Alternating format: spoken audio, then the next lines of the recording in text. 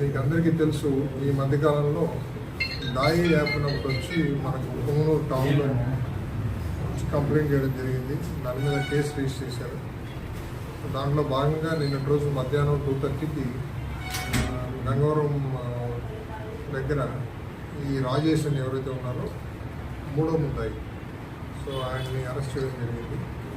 ఆయన conference statement రాసి ఇవాళ అతన్ని ఫోటో ప్రొడ్యూస్ చేస్తున్నారు. దీంట్లో పబ్లిక్ అతను చేసేటువంటి కొన్ని ప్రోగ్రామ్స్, కొన్ని ప్రచారం చేశాడు దీని గురించి, యాప్ గురించి. అట్ ది సేమ్ టైం చాలామందిని మోటివేట్ చేయగలిగాడు. సో మోటివేట్ చేయడం వల్ల ఎంతోమంది అతని మీద నమ్మకంతో, తర్వాత ఆయన ఎవరినైతే మోటివేట్ చేశాడో వాళ్ళ మీద నమ్మకంతో, ఇలా ఒక చైన్ లాగా అందరూ పబ్లిక్ సుమారుగా మనకు 6 కోట్ల వరకు పొలంనేరు ప్రాంతంలో, ఒక పొలంనేరు టౌనే కాదు, పొలంనేరు, గంగవరం, పంజాని, వీకోట, బెంగళూరు, ఈ చుట్టుపక్కల ప్రాంతాల ప్రజలందరూ కూడా దాంట్లో ఇన్వెస్ట్ చేయడం జరిగింది. సో ఇనీషియల్గా ఒక 300 రూపాయలు దాంట్లో ఎవరన్నా ఇన్వెస్ట్ చేస్తే 300 రూపాయలకి అదనంగా రోజుకి 46 రూపాయలు ఇస్తామని ఫస్ట్లో వాళ్ళు చెప్పడం జరిగింది. సో అలాగా స్టార్ట్ చేసినటువంటి వ్యాపారం జనాలు చాలామంది గుడ్డిగా నమ్మి ఈ యాప్ని డౌన్లోడ్ చేసుకోవడము, ఆన్లైన్లో ఇన్వెస్ట్ చేయడము, 300 నుంచి 1000 తర్వాత 2000, 5000, 10,000 అలా పెంచుకుంటూ పోవడం. ఈ క్రమంలో తీసుకుంటే ఈ రాజేష్ అనే వ్యక్తి కూడా ఈ చైన్ కింద ఎంతమందిని చేర్పించడం, దాదాపుగా ఒక 500 మంది వరకు దాంట్లో జాయిన్ కావడం జరిగింది. సో ఆ జాయిన్ అయిన క్రమంలో అతనికి ఎంత మటుకు బెనిఫిట్ వచ్చింది అని ఇన్వెస్టిగేషన్లో మనము మొత్తం అన్ని క్యాలిక్యులేట్ చేస్తే ఈరోజు వరకు ఆయనకి దాదాపుగా 31 లక్ష అతనికి డబ్బులు వచ్చినట్టుగా తెలుస్తుంది వాళ్ళ అకౌంట్స్ ప్రకారంగా.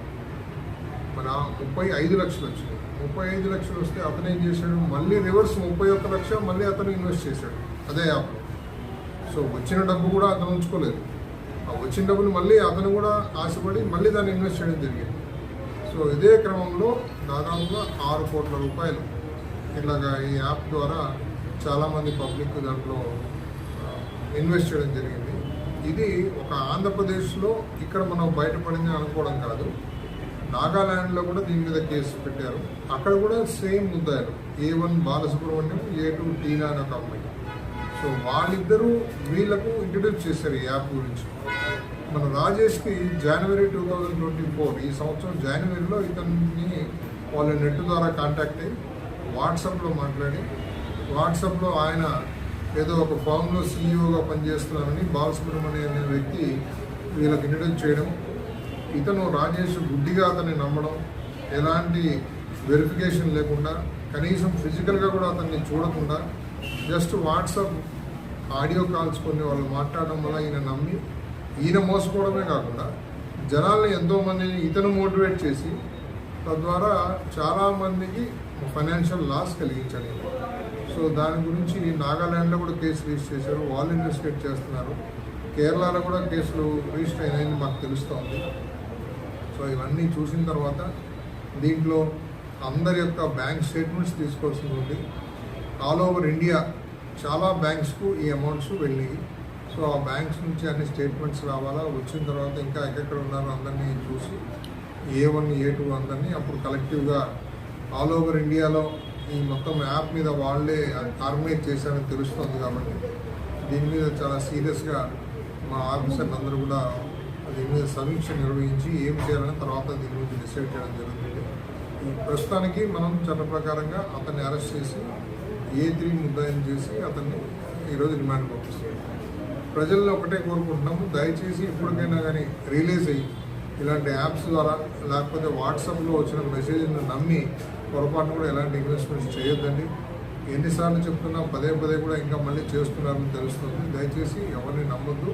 ఫైనాన్షియల్ ఫ్రాడ్లో మీరు అనవసరంగా బాధితులైపోయి బాధపడుతున్నారు. అది ఒక్కొక్కసారి ఎట్లుంటుందంటే ఇలాంటి యాప్స్ ప్రమోట్ చేసినప్పుడు ఇనీషియల్గా వాళ్ళు ఇచ్చిండొచ్చు, లేకపోతే కంపెనీ ఎట్లాగో చెప్పాను కదా, అతనికి దాంట్లో వచ్చిన లాభం 31 లక్షలు. ఆ 31 లక్షలు అతను తిరిగి ఇన్వెస్ట్ చేశాడు. ఆ క్రమంలో వచ్చిన డబ్బులు కూడా పంచుండొచ్చు, అట్లా కూడా జరుగుతుంది.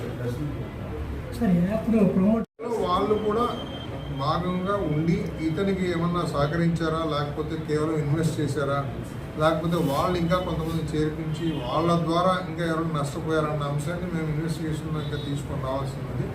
అవన్నీ పూర్తిగా విచారణ జరిపిన తర్వాత దాని మీద ఆల్రెడీ కమిటీ వేశారు కలెక్టర్ గారు. సో కమిటీ యొక్క సిఫారసు మేరకు ఏం చేయాలనేసి మేము కూడా లీగల్ అడ్వైజర్ ద్వారా కూడా మాట్లాడి మా ఆఫీసర్లతో మాట్లాడిన తర్వాత నిర్ణయానికి వస్తాం. ఇప్పుడే మనం ఏం చెప్తాం, అంత ఇన్వెస్టిగేషన్ అయితే వాళ్ళ అకౌంట్స్లో ఏమన్నా అమౌంట్ ఉందా, A1 A2 ఉన్నారు ఎవరైతే వీళ్ళని మోటివేట్ చేసి దీంట్లోకి గ్రూప్స్లో జాయిన్ చేయించారు కదా, బాలసుబ్రహ్మణ్యం అని, టీనా అని. సో వాళ్ళని మనం క్యాచ్ చేసిన రోజు వాళ్ళ బ్యాంక్ అకౌంట్స్లో ఏదైనా ఉందా, వాళ్ళు ఎక్కడ అసలు ఇండియాలోనే ఉన్నారా, అసలు ఆ పేర్లు కరెక్టేనా, వాళ్ళు ఎవరు, ఇలా చాలా ప్రశ్నలు వస్తాయి ఇన్వెస్టిగేషన్లో. సో వాళ్ళు ఇండియాలో ఉంటే పర్వాలేదు, ఇండియా కాకుండా ఎక్కడ అబ్రాడ్లో ఉన్నారు, వాళ్ళు ఏ బ్యాంక్స్లో వాళ్ళ అకౌంట్స్ ఉన్నాయి, ఇవన్నీ కూడా ఒక్కొక్కటి 1 by 1 ఇన్వెస్టిగేషన్లో ఫెయిల్ అయ్యే వాహనం. అప్పుడు దాని గురించి మాట్లాడగలుగుతాం. ప్రస్తుతానికైతే మనం ఇతను అరెస్ట్ చేసి డిమాండ్ పంపుతున్నాం. అతను ఇంకొకరిని A1 బాలసుబ్రహ్మణ్యము అనే అతను చెప్పిన దాన్ని నమ్మి దాన్ని దీంట్లో ఉచ్చులో ఆయన కూడా దిగాడు.